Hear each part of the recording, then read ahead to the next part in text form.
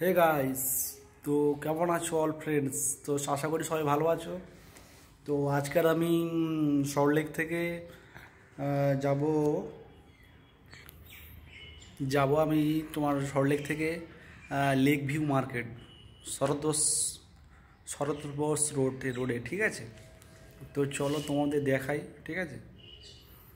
যেতে যেতে দেখাবো, ঠিক আছে গাইস? তো আশা করি সবাই ভালো আছো। হ্যাঁ, তো গুড মর্নিং। এই সকালবেলা বেরিয়ে ফ্রেশ ট্রেশ হয়েছি, বেরোবো এখন, ঠিক আছে?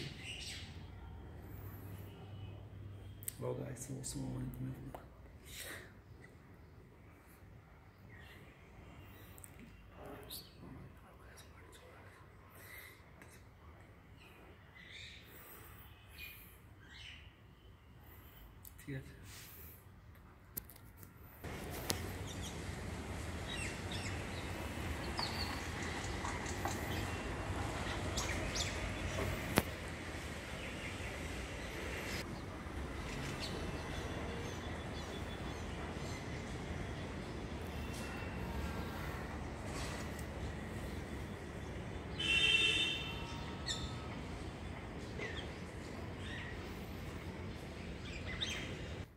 তো এখন বেরোবো, যাচ্ছি।